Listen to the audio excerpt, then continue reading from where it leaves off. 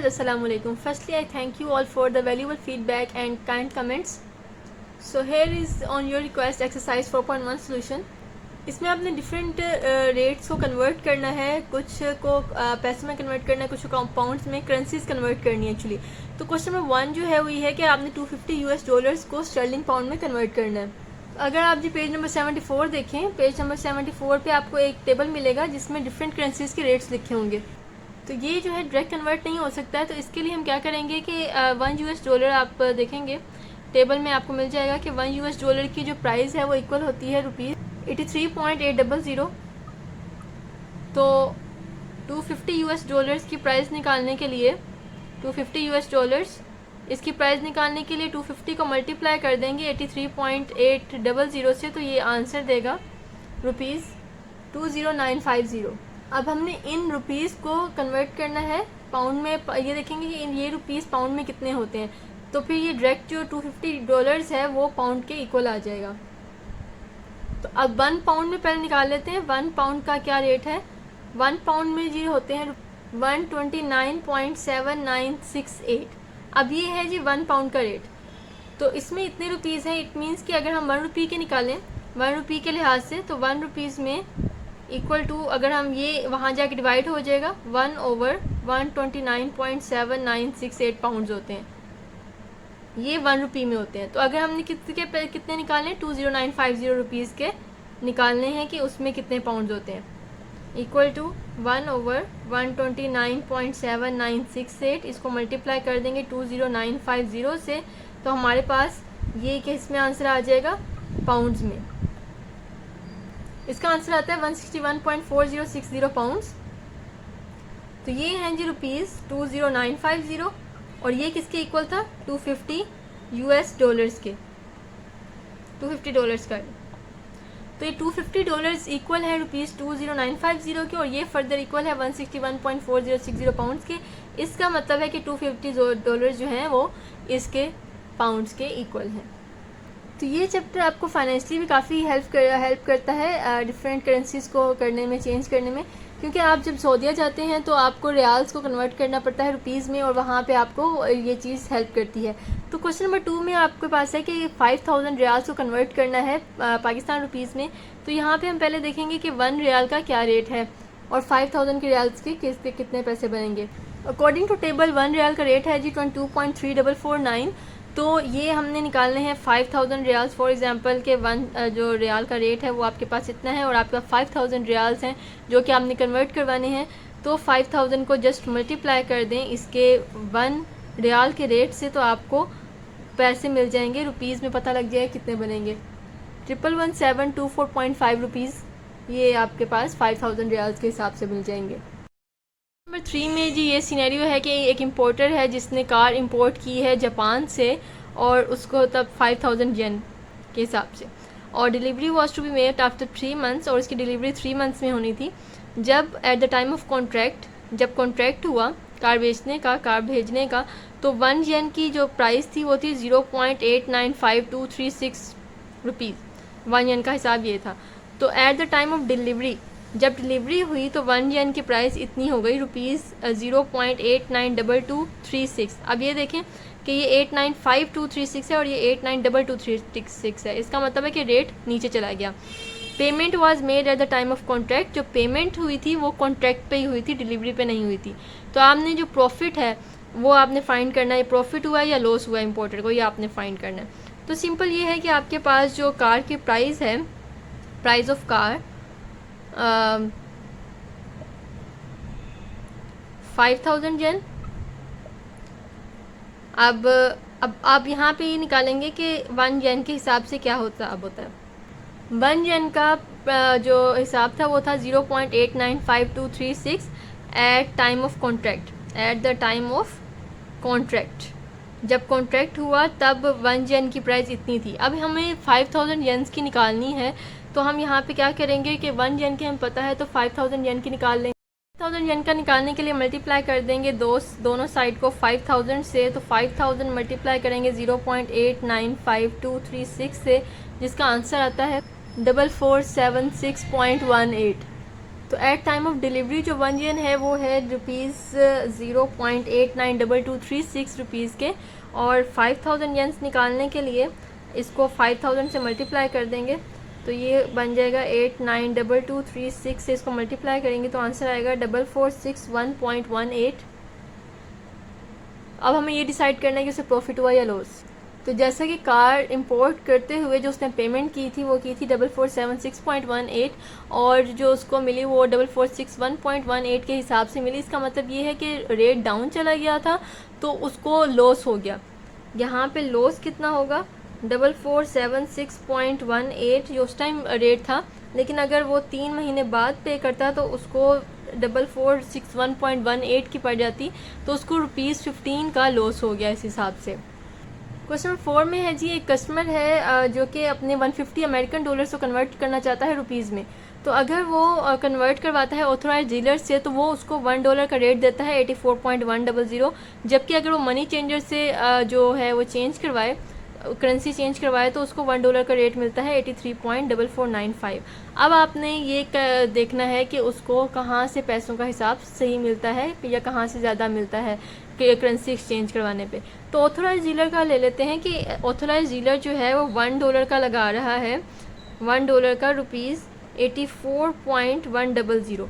तो उसके 150 जो डॉलर्स हैं, $150 का जो हिसाब बनाने के लिए $1 का पता है, 150 का पता करने के लिए 84.100 से मल्टीप्लाई कर देंगे, ये आ जाएगा जी 12615 रुपीज़।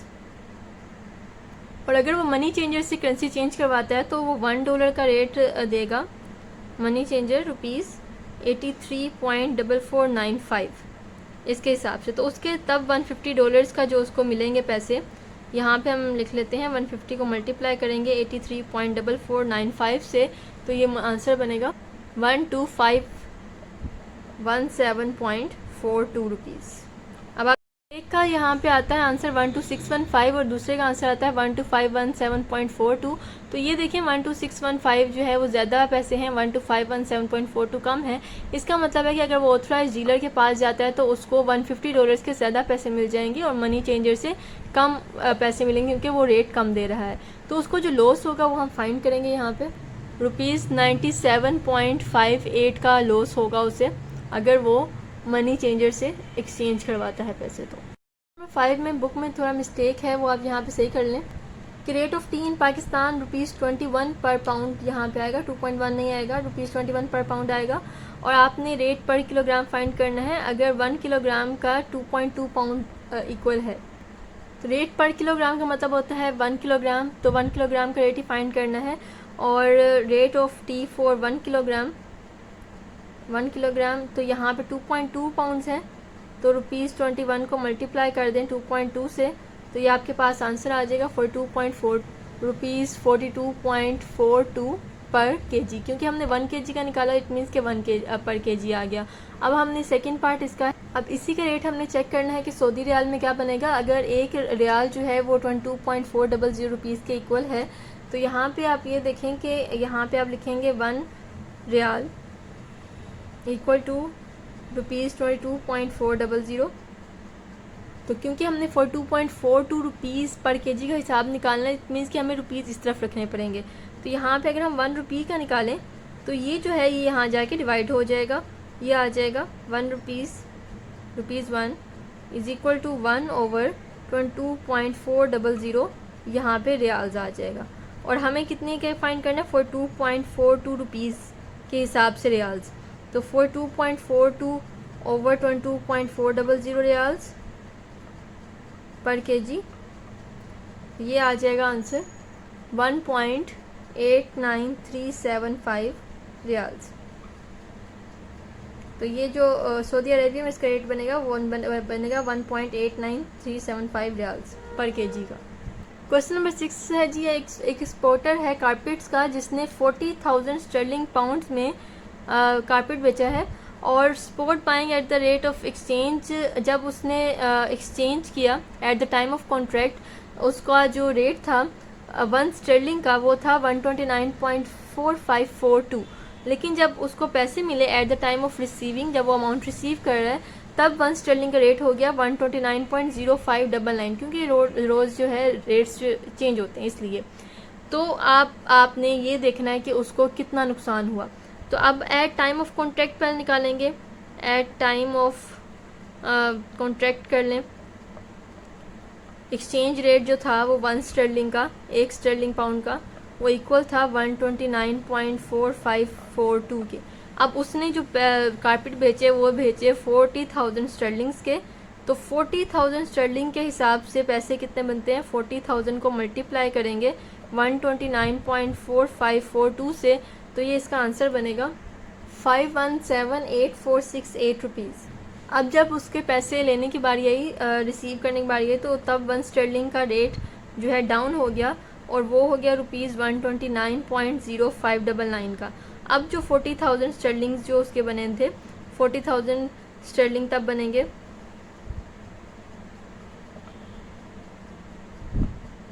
40,000 से मल्टीप्लाई करेंगे इसको 129.0599 को, तो ये आंसर देगा ₹5162396। तो इसका मतलब जब उसने डील की तब तो उसको इतने पैसों में पड़ी, और जब उसको अमाउंट रिसीव हुई तो इतने पैसे उसको मिले। तो इसका मतलब है यहाँ पे उसको ज़्यादा पैसे देने पड़े हैं उस हिसाब से, और यहाँ पे उसको जब रिसीव हुए तो कम पैसे हुए, इसका मतलब उससे लॉस हो गया। तो लॉस यहाँ पे निकालेंगे 5178468 में से माइनस कर देंगे 5162396, तो ये आंसर आ जाएगा ₹1577 this is the answer. Number 7 में जी है एक पाकिस्तान जो कि सऊदी अरेबिया में रहता है, वो कमाता है 4370 रियाल्स एक मंथ में। तो उसकी जो पर मंथ अर्निंग है, अर्निंग पर मंथ एक महीने की, वो है 4370 रियाल्स।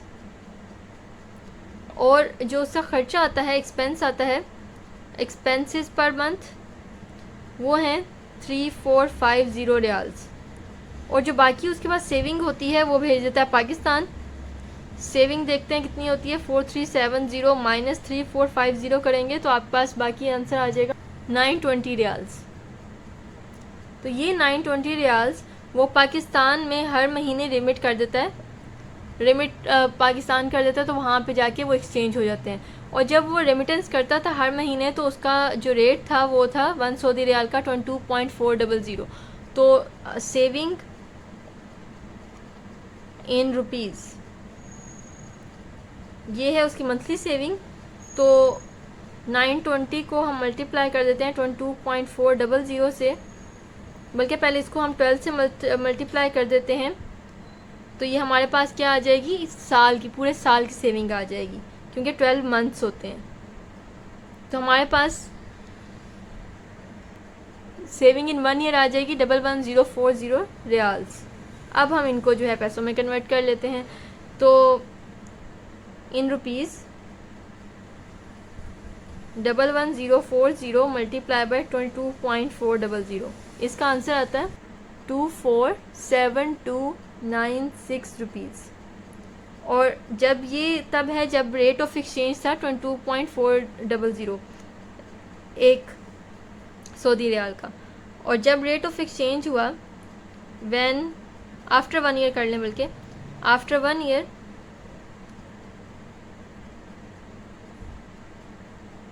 जो रेट ऑफ एक्सचेंज था वो 1 रियाल के हिसाब से 22.3004 रुपीज़ था, 22.3004 रुपीज़।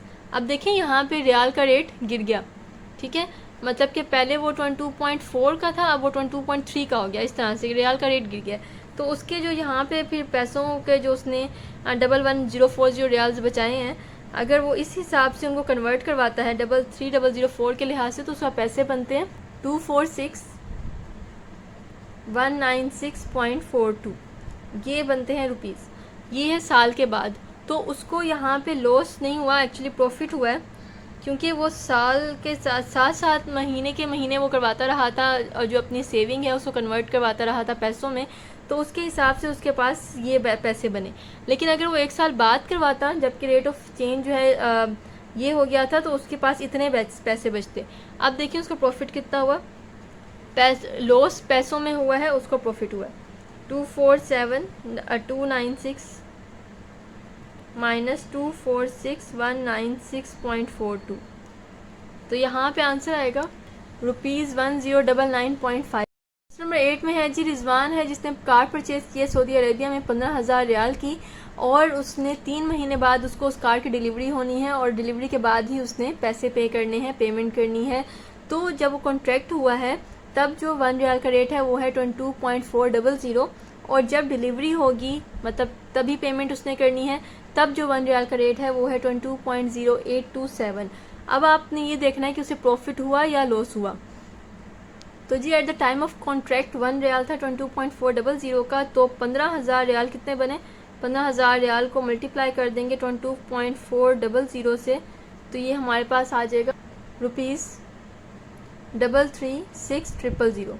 अब eight the time of payment, eight the time of delivery, क्योंकि जब डिलीवरी होनी है तभी पेमेंट होनी है, तो 1 रियाल का रेट तब चल रहा है 22.0827, तब 15,000 के लिहाज से 15,000 रियाल के लिहाज से 22.0827 को मल्टीप्लाई करेंगे तो रुपीज़ बनते हैं 33,1,240.5। अब देखें जी जब उसने कार ली तब 15,000 रियाल बन रहे थे 336,000, अब यहाँ पे बन रहा है 331, तो इट मीन्स कि पैसे कम हो गए ना, तो इसका मतलब 15,000 रियाल उसको प्रॉफिट में चले गए। तो यहाँ पे प्रॉफिट कितना हुआ उसे,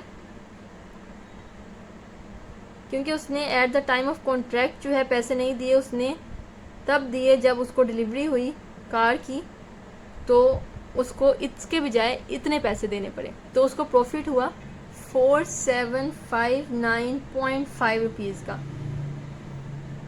मतलब इतने पैसे उसके बच गए। क्वेश्चन नंबर 9 में जी है एक अली का फ्रेंड है सऊदी अरेबिया में जिसने अली को रिमिट करके देने हैं पैसे 450 रियाल्स, और अब वो पैसे कन्वर्ट करवाना चाह रहा है। तो उसने बैंक ने उसको 2 ऑफ़र्स किए हैं कि या तो आप टीटी बैंक से जो है रेट कन्वर्ट करवा लें, जिसके लिहाज से 1 रियाल है 22.3449। टीटी का मतलब होता है टेलीग्राफिक ट्रांसफ़र, और टीसी बैंक मतलब ट्रैवलर चेक के बैंक के लिहाज से जो 1 रियाल का रेट है वो 22.2146 है। तो अब आपने ये देखना है कौन सा जो कन्वर्जन रेट है वो प्रॉफिटेबल है, और उसकी कैलकुलेट अमाउंट भी करनी है। आंसर आता है 100,55.205। अगर टीसी बाइंग करेंगे तो 1 रियाल के लिहाज से जो 450 रियाल्स का रेट बनता है वो बनता है ₹996.57। अब आप ये देख लें कि इससे जो है मनी ट्रांसफ़र ज़्यादा सही बन रहा है, प्रॉफिटेबल है, और इससे कम है, तो इसका मतलब है कि TT buying is more profitable. इसका आंसर आ जाएगा। Thank you so much.